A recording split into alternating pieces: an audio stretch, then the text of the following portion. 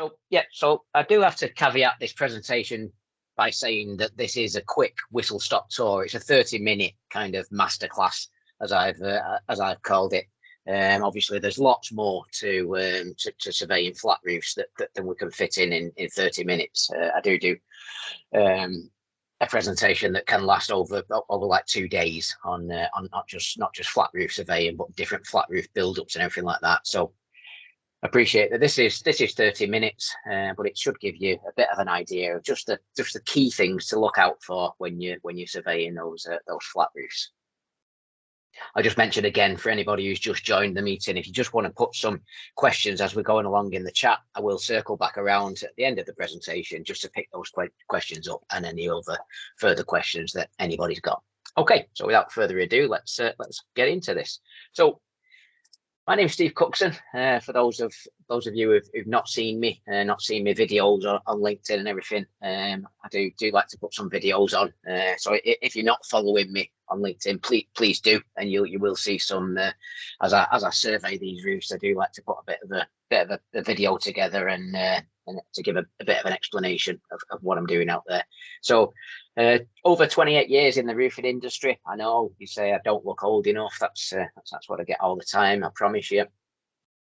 So I started my career at Anderson Roofing, as it was at the time, but ICAPAL or BMI, as it's better known now, in the technical office there, doing the tapered insulation drawings and detailed drawings. Progressed out onto the road to start doing surveys and everything whilst I was at ICAPAL, and then joined Sika as liquid plastics, as it was at the time. And again, I was technical office manager at Sika for a good few years. I then left there to become technical director at HD Sharman. So Sharmans are on the metal roofs, big metal sheds, gutter liners and things like that. I did a short time with Roberts Group. So Roberts are the group that look after Polyroof and ResTech, on the flexible polyester side of the liquid coatings. During my time in all of those, I was honoured to be nominated twice as the technical chair of the Liquid Roofing and Waterproofing Association. I'm also a fellow director and vice chairman of the board at the Institute of Roofing. My favourite job out of all of those is husband and father to 3 boys. You can see my 2 eldest have overtaken me in height. I can be called vertically challenged, and my 11-year-old lad there, he's making progress on my shoulder now. So there we go.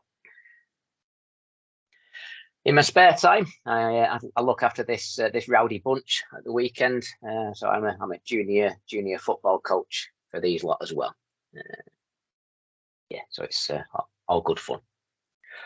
Okay, into the surveying and into the flat roofs.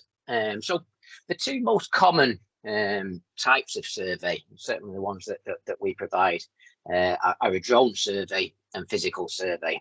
Obviously, there used to be like use of pole cameras, surveys from cherry pickers, visual surveys and things like that. The drone has come into its own in those areas now, and we do use the drone physical surveys. So the drone is ideal for roofs like this, obviously where there's no means of access, or slated tiled roofs and things like that. Again, the drone can give us a good visual inspection of that and give us an idea of further things to look out for.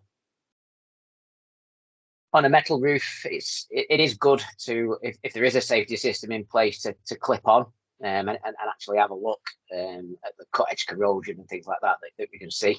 I wouldn't want to clip on this one because, as you can see, if you were to follow that safety system along, you would probably end up in the building through a roof light anyway. So these are where the drone kind of comes into its own. But in my opinion, the drone shouldn't be used as a substitute for a physical survey. As I said, they're great for having a look, seeing what might need a bit of further investigation. but there's no substitute for actually getting on the roof and taking core samples, getting our probe out there and our hook, and having a right good look at what's on the roof. Take core samples, have a look at the build up and everything like that. Obviously, until a drone can do that, then we're still going to be jumping on these roofs and finding that. So a bit of key information to acquire when we looking at these flat roofs. One is the deck type and condition before stepping on the roof, if possible. Identification of the existing waterproofing, some common surface defects, types and conditions of any insulation, the type and height of the existing details, how the roof drains, and then some other key factors. So we're going to have a little look into each one of those key factors now, and have a bit of a deeper look. So the deck type and condition, as I said, preferably before stepping onto the roof. If it's a fragile roof, you don't necessarily want to be running around it. So yeah, see if we can have a look. I know it's not always possible with ceiling tiles in place and things like that, but where possible, try and establish what it is that you're going to walk on before you walk on it. Health and safety, and the safety of us as surveyors and you as surveyors is something that is key. We all want to come home to our families at the end of the day. So the most common, concrete, timber and metal, which we'll have a look at, and there are some others as well that we'll have a quick look at as well.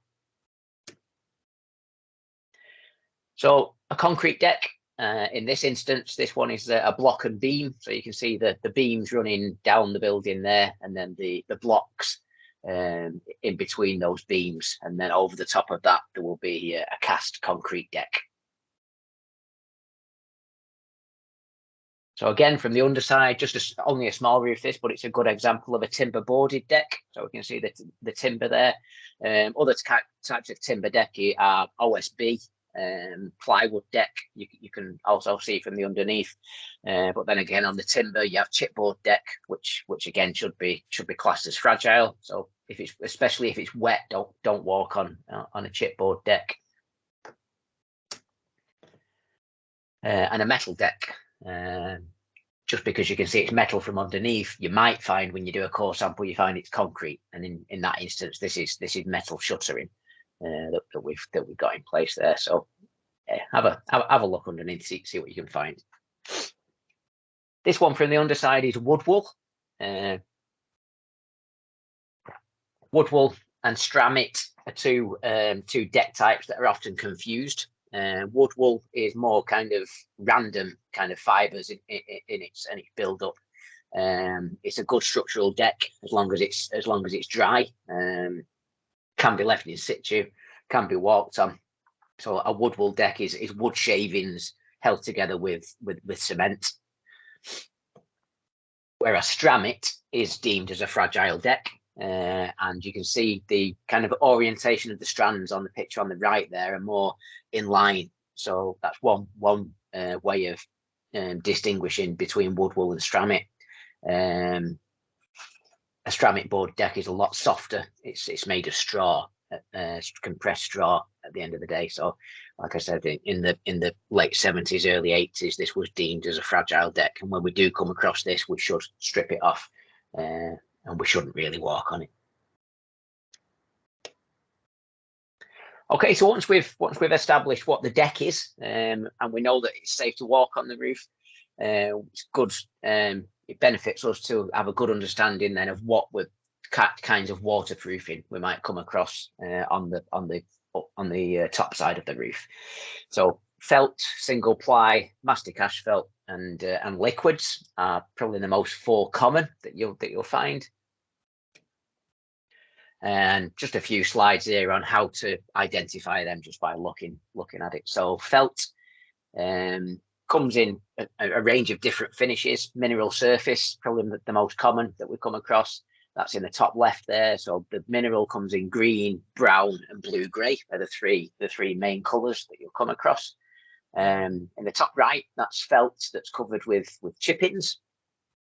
So again, scrape those chippings away. If you see a lap there, more than likely that's going to be felt.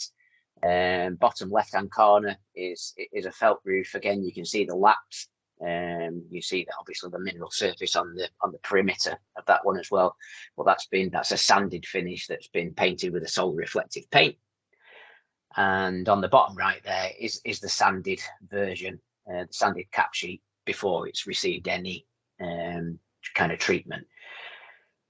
A sanded finish on felt, and one where the mineral surface has worn away. The thing is with felt is it's not UV stable, so these coverings like the chippings, the mineral surface, the solar reflective paint are all purely there to protect the bitumen from UV, and that will crack and make the felt brittle if it's exposed.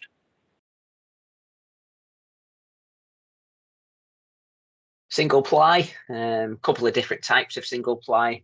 Plastics and rubbers are kind of like the two that we can divide it into.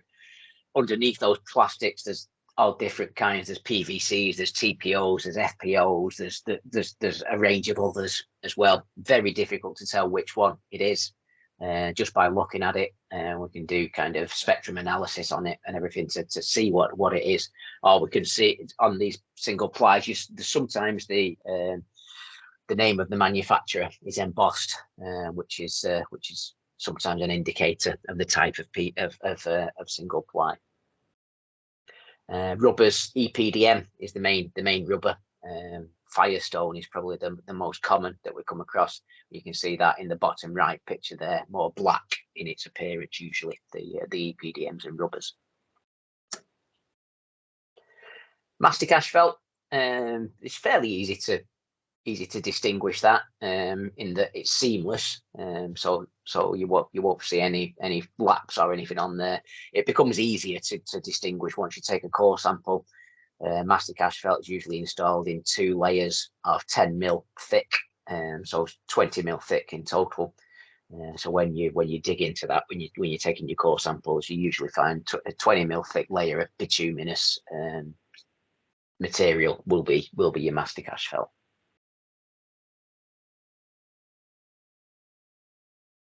And liquids, probably still the fastest growing sector of the roofing market. All different kinds of liquids, different kinds of chemistries, GRP, polyurethanes, PMMAs, all got the pros and cons out there that I won't go into too much in this presentation. You can tell the difference between them. Mainly GRP is quite tough, whereas and PMMA quite tough. Whereas your polyurethanes and your other chemistries are a bit softer. So you can kind of tell that when you're taking a core sample and things. Certainly with GRP, it's a very tough substrate, so it'll be difficult to get through with your core sample. So I'll have a look at some of the common surface defects on these products. Obviously, the type of defect will depend on the type of waterproofing there, but some of the most common defects out there are delamination of laps, obviously if laps are present, detailed delamination, wicks and pinholes, obviously exclusive to liquids, blistering, cracking, and ruckling. So we'll have a few pictures of each of these just so that you kind of know what you're looking at if you come across this. So you see in the top left corner there, that's a delamination of a felt lap. So that hook or probe, as I call it, is probably my most utilized tool in my tool bag. So it's a good one for checking the integrity of laps on both felts, single plies. In the bottom right corner there is delamination of a welded lap with single ply. I'll use the ruler there to show what the kind of level of delamination in there. Delamination at details. So the top left picture there is mastic asphalt that's slumped on a detail.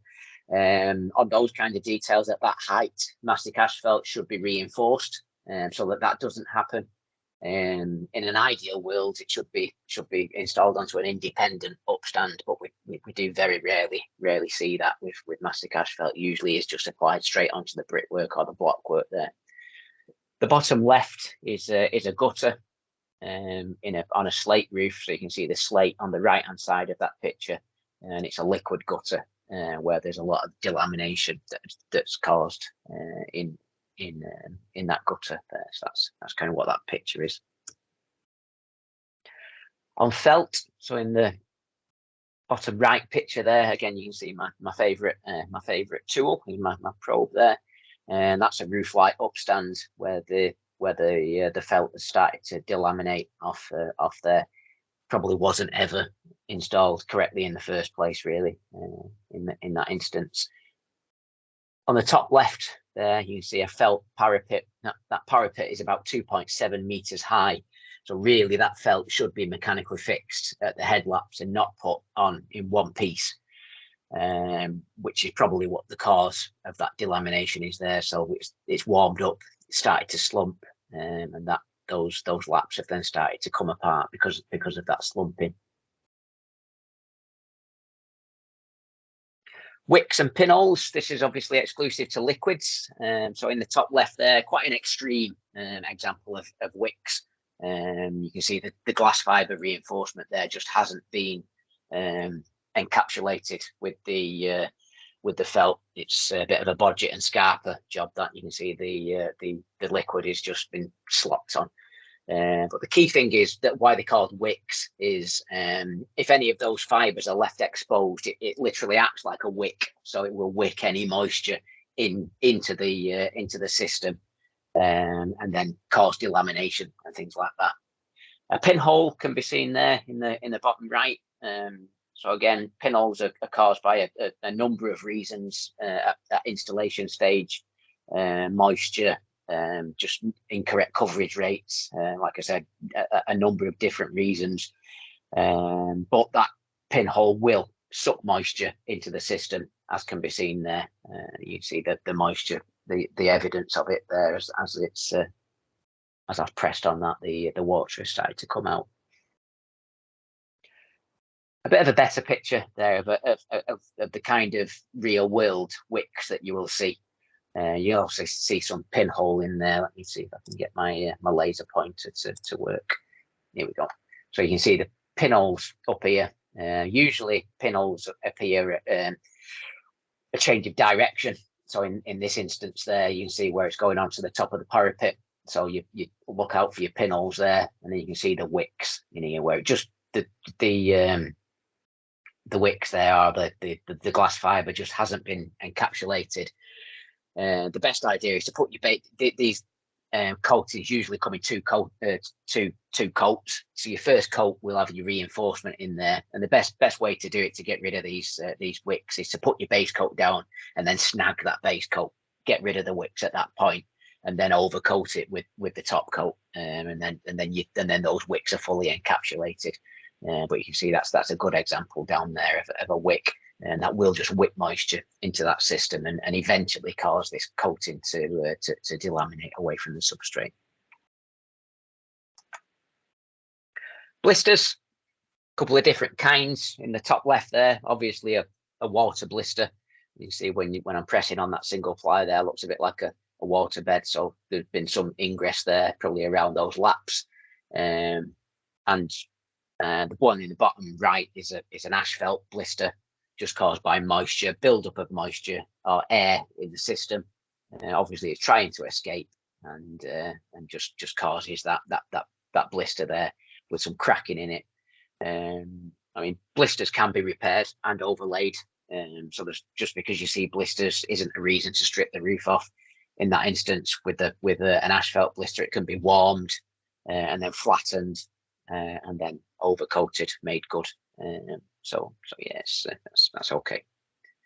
Obviously, if we find water blisters, then they do need to be removed, and the substrate underneath needs checking for how extensive that water ingress is. Just have a quick swig of my drink. Sorry. Okay, cracks. In the top left, you've got asphalt, and in the bottom right, we've got felt. Both of those cracks are probably caused by UV degradation. UV, you can see, and certainly in the bottom right one here, the mineral surface has worn away over time, allowing the UV to attack the bitumen, which has then caused it to become brittle, and then the thermal movement of the building has then caused it to crack and to start to grow a tree in this instance. So vegetation, roots, and things like that can get into these cracks, and they will, and then cause it to degrade even further. Not one we come across too often, to this extent anyway. This is called thermal shock. Usually it happens within asphalt, can happen within felt, and this is why when warm roofs became popular, this is why mastic asphalt had to become modified asphalt pretty quick to make sure that it could move a bit quicker. So what's happened here is that the sunshine during the day has been absorbed by the asphalt. That heat has then been contained within the insulation on a warm roof. So the insulation is directly beneath the mastic asphalt. So that insulation then has held on to the heat of the day. So it's warm. The temperature at night has dropped. So the warmth of the insulation beneath the asphalt is a different, totally different temperature to the top surface, and that's what causes this, what's called thermal shock. So differential temperatures between the top surface and the bottom surface can be seen in felts as well, but not as often. And that's kind of why we use polymer modified type of asphalt now in those situations, certainly within warm roofs. So the industry's moved on since this, but we do see this every now and again. Okay, so once we've looked at those common surface defects, we're going to have a look at the remaining build-up now. This is where it's quite important to take core samples if we can, because that will tell us what the construction is. Is there any insulation present? Is it flat insulation or is it tapered insulation? So is what's creating the falls on the roof? Are the falls in the deck, or are the falls within the insulation? Last thing we want to do is strip off a tapered insulation scheme and then put a flat board back on, because that would obviously create a pond. Nice for birds, but not nice for the roof. Is there any moisture present within the insulation? What's the extent of the moisture? What's the U value of that existing insulation, if there is insulation in place? And is there a condensation risk? So is the condensation within that build-up? So we can carry calculations out. In the top left, it's fairly obvious that there's moisture within the build-up, and quite a bit of moisture in that instance. The bottom picture just shows the locations of the core samples that have been taken, which is always nice. We should always take more than one core sample on a roof, like say to determine the extent of the moisture, and also to determine whether it's tapered insulation. And in the top right, we'll come on to that one in a bit more detail, but we can see the lack of vapor control layer in that core sample. A nice tool to have in your bag is a protometer, because that will say what kind of level the moisture is. You see the one in the top left says that it's wet, obviously, and we can see that it's wet in that instance. And then we're down in the bottom right, that is at risk is about 19% moisture within that as a wood moisture equivalent.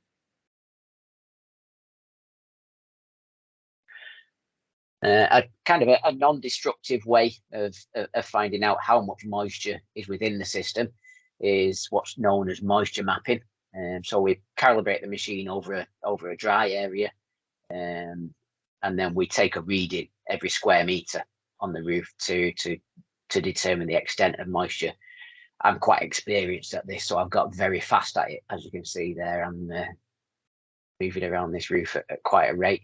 It's a really nice way of displaying the information for your client, for the end client, because it shows them a really nice visual way of where the moisture is.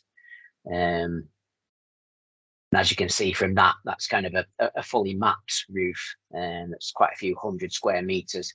So if we were to take a core sample at where those 100 readings are, we would probably say this roof needs stripping. But because we've moisture mapped the roof, you can see that most of that roof can remain in situ, so doesn't need to be stripped. So a couple of advantages to that. Obvious advantage is the cost. And we can leave it in. We can leave it in situ. We can use the insulation to thermally upgrade if we need to. Stock roofs go into landfill, so good for carbon and everything like that. As obviously more modern practices now is to keep that carbon down, and that's one good way of doing it, is to not strip a complete roof. Another good way of determining the moisture in a roof is an infrared survey. So you can see by those pictures there where the more levels, where the levels of the more wet insulation are. So that's a difference in temperature is what infrared will pick up on. So yeah, a few different survey tools that we use that we've got in our kit bag. Something else that we should be looking at is the height of upstands and details, and also with a view to, if we are going to put some more insulation on there, how we going to have to raise those details to comply with British standards. So generally 150 millimeters is what British standards gives as a guidance above the finished level of waterproofing. That's just like with snow drifting and with how high the rain bounces and things like that. So that's generally what that 150 mil is there for. Consideration should also be given to building regulations at this point as well, looking at the heights. So can we thermally upgrade it, or will it be technically impossible to do that, like or too expensive to do that? So in a flat roof, when we're taking a core sample, if we come across insulation that's around 60 mil thick on PUR, we'll achieve that threshold U value of 0.35. Anything below that, building regulations say that it should be upgraded to 0.18. Now 0.18 is around 130 millimeters of insulation. So if you imagine you've got 130 millimeters of insulation plus your 150 mil of upstand, so you're looking at around 280 mil you would need from the deck to achieve that U value. So that's when we need to look at these kind of building regulations and the clauses within there. So it says that we should be doing that if we should be thermally upgrading if the roof has less insulation of 0.35, so 60 mil. So less than that, we should be thermally upgrading unless it's not technically or functionally feasible, unless we wouldn't achieve a simple payback of 15 years or less. So would the thickness of insulation save that much in heating costs and things like that? There's not. I wish there was a simple calculation to do this, but obviously there's not, because there's so many different types of heating. There's so many different windows, are the windows left open and everything like that. So that simple payback isn't as simple as it sounds. But yeah, it's just one eye on building regulations when we're surveying the flat roofs. Again, we need to sometimes take a pragmatic approach. This roof is a single ply roof.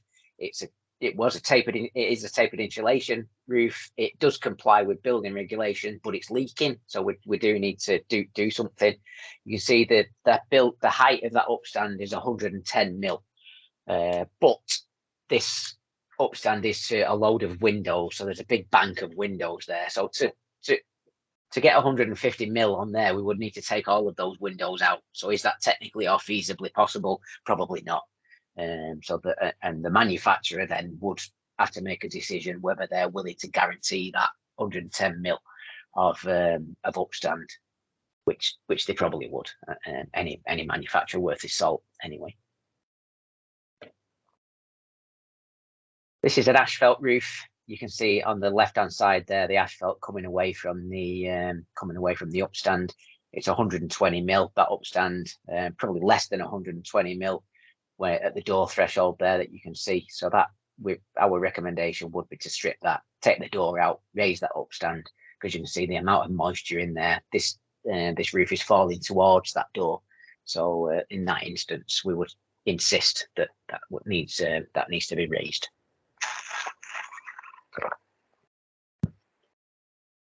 Bit of a dry throat.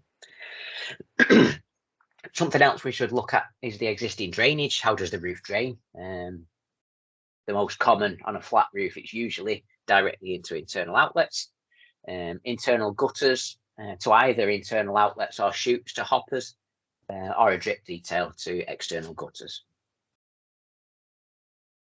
Internal outlets, again, it's important to measure those internal outlets to make sure that it's got the right drainage capacity. In this instance, this was an asphalt roof that had been overlaid with an EPDM, and they'd sleeved these outlets with 60 mil diameter. You can see the original diameter of the asphalt outlets was 100 mil. So they've restricted the capacity of this roof, and they now have problems with the drainage, and so it's backing up now underneath that and going underneath the system where they've sleeved it. There's a 40 mil gap there between the refurbishment outlet and the original outlet, so water's backing up and going back underneath that waterproof membrane.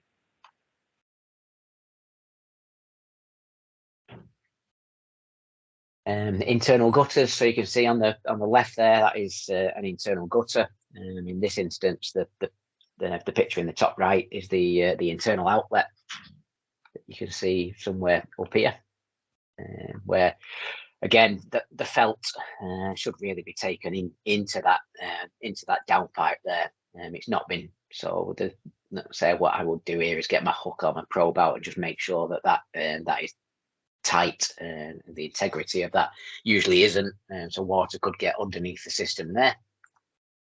And this is where an internal outlet is into a chute outlet, so you can see the lead chute into a hopper there, draining down onto that lower level roof.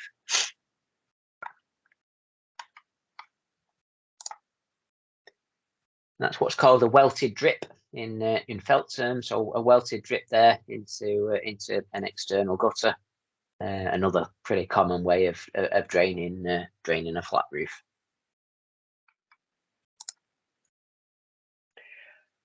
Okay, existing falls. So we should, like I said, we need to establish how the roof is falling. Is it a tapered insulation, or are the falls within fairings, or are the falls within the deck? If there's ponding water on the roof, why is the ponding water on the roof? We should really be trying to, every effort should be made to get rid of ponding on the roof. A millimetre of ponding water weighs around 1 kilogram per square metre. So if you can imagine, if that starts to happen, the deck starts to deflect, and then more ponding water appears. The deck deflects further, and then it's just from there, it's just going to get worse and worse. So in this kind of example here, you can see there's obviously a lot of ponding water on this roof. These are the outlets here on the perimeter, and the next picture will show you kind of the kind of deflection that's happened in here. So this obviously started with a bit of ponding in the middle of the roof. Nobody did anything about it, so that ponding got worse. The deck deflected, and it just takes it from there. So this is that block and beam concrete roof that we looked at earlier, and you can see the deflection in these beams under here. You can see the downpipes are along this perimeter here, and this is now just started to deflect. So we need to do something about this. Obviously, best course of action here is probably a tapered insulation scheme. Measure the fall or measure the deflection, and then put a tapered insulation scheme in to flatten it off, and then another one to give a good fall. At least 1 in 80 fall would be what we'd be looking to achieve. Again, British Standards guidance on this is that roofs are designed to 1 in 40 fall, to give a finished fall of 1 in 80 certainly on a warm roof. Inverted roofs can be designed to 0 falls, but we need to be careful there that there's no negative falls in place. So we need to run deck deflection calculations and things like that before we install the waterproofing. A good indication of good falls, as you can see, that the measurement at the perimeter here is a lot more than the measurement at the top there. So we can see that this roof is falling away here. So there's good falls on this roof falling to internal outlets on a gutter on this side. Okay, so other key factors. I'm aware of the time, so I did say 30 minutes on this. It's already gone over a bit, but we're nearly there. We're on the home stretch. So other key factors that we need to look at when we're surveying a flat roof is the age, type, and condition of any roof lights that are in place. The roof perimeter parapet wall is quite an important one, with weep holes and is there a cavity closer in place? Is there a cavity tray in place with a parapet wall? So make sure that we're having a look at that. It's probably a topic within itself. Drip details, roof perimeter that we've had a look at, and water checks. So water check is purely there to stop water from discharging off that, and the water check should be at least 50 mil above the finished level of waterproofing. Roof penetrations, again, is something that we should be looking at and make sure that they're done properly. Any plant that's on the roof and any kind of M&E equipment that's either been retrofitted or was there in the first place, we need to have a look at that and how we're going to waterproof underneath it.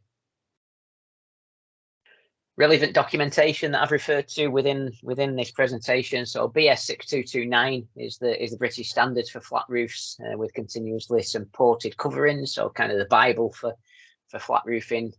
Have a look at that one. BS 5250 is the management of moisture in buildings. So when we're doing condensation risk analysis and things like that, that's what we're referring to. Building regulations is in the midst of changing. If it's not changed already, that's just going to become Part L rather than Part L2 A and B.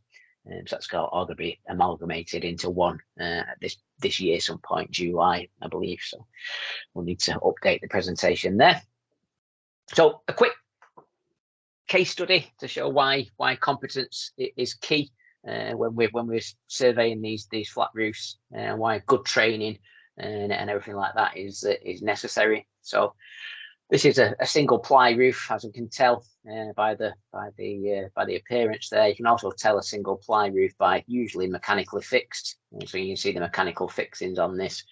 The client has been reporting water ingress since day one, since base build. So this roof has never been watertight.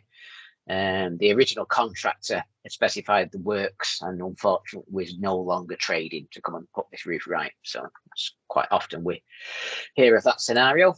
So we've come along, taken a core sample, and what we've found is that the existing system has been extensively patched and then completely overlaid with another layer of single ply. So you can see the original layer of single ply here, separation layer has been put in place, and then another layer over the top of single ply, but the roof was still leaking.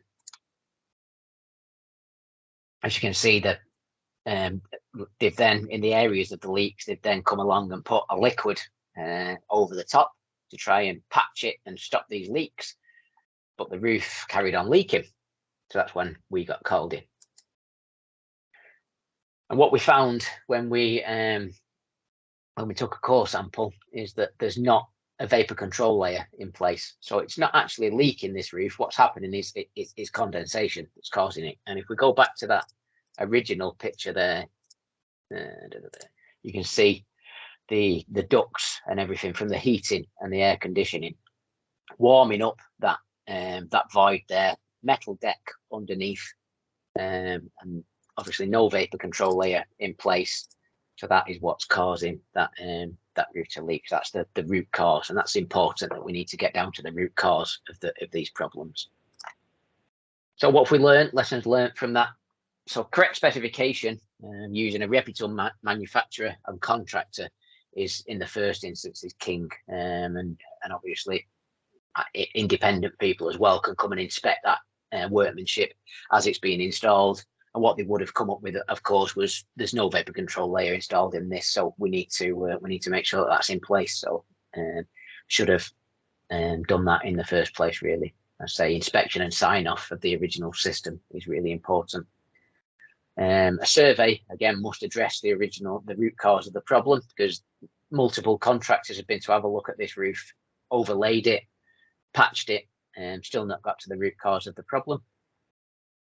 Again, the importance of a core sample to make sure that we're getting to the root cause of the issue, and using a competent person at all stages from survey to sign off, again, is what we've learned from this. So other courses are available. I tend to try and do one a month of these kind of whistle stop tours. Let's say this one's gone on a little bit longer. Inspection of flat roof waterproofing, in-depth looks, pitch roof. So if you want to engage with me on any of those courses, then please get in touch. And if you don't want to survey the roof yourself, if you don't feel confident enough in doing that, then I can do that for you. So I offer a full range of surveys: physical, drone surveys, moisture mapping, infrared. Obviously, we put together all of that detailed remedial specifications in place and everything.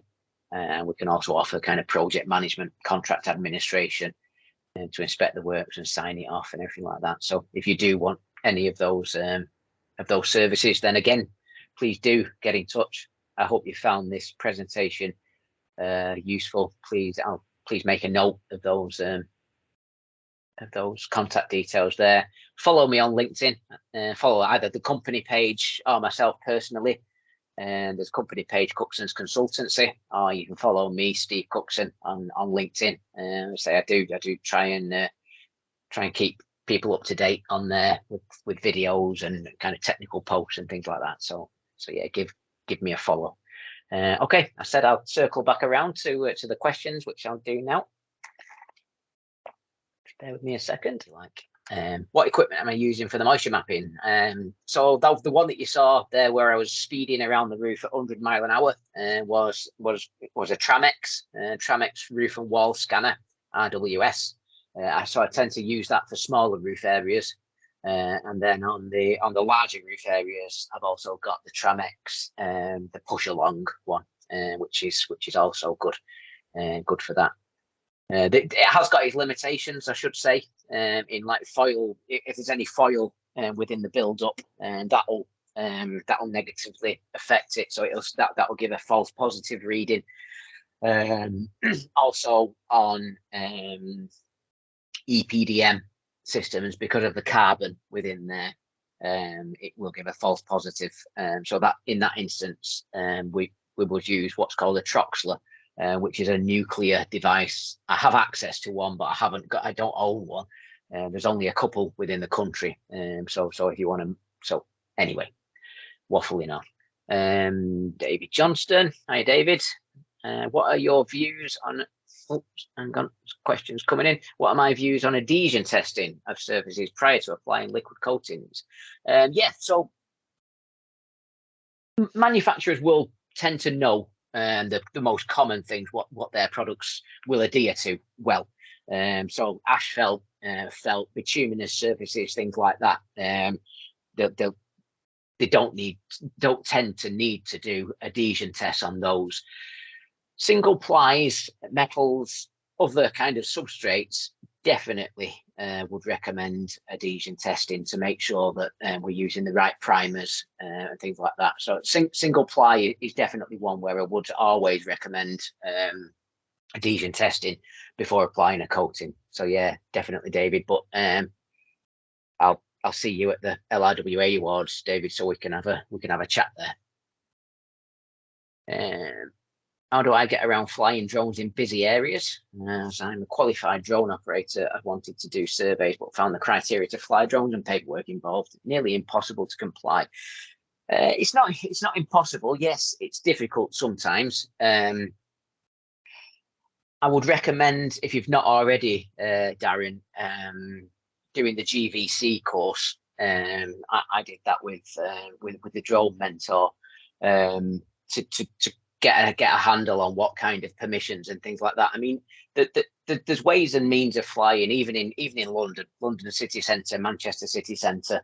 It's just about getting the right permissions and informing the right people, like the police or whoever you're going to be close to. Just inform them that you're going to be there. Look at those flight restriction zones, your FRZs. Use something like Altitude Angel. That's a good tool. I also subscribe to Drone Desk, and that's a good tool in order to do your risk assessments and your method statements and everything. So yeah, there's a bit of work involved, but you can get around it. And the Drone Mentor podcast is a good one to listen to as well. So there's resources out there, but by all means get in touch, and I'll give you all of those links. So thank you for the question on the refurbishment project. Do we need to re-waterproof all areas or only the red areas on moisture mapping? So the red areas on moisture mapping need stripping back to the deck and making good. So replacing the insulation or whatever. Anything where it's green would still need waterproofing, but wouldn't need stripping, if that makes sense. So we could just put the waterproofing straight over the top. Because there's those red areas in there, there's obviously some defects within the waterproofing. So the whole roof needs re-waterproofing, but the moisture mapping will tell us whether it needs stripping back to the deck or not, if that makes sense. Craig Fisher, thank you very much. Thank you for the comment, Craig.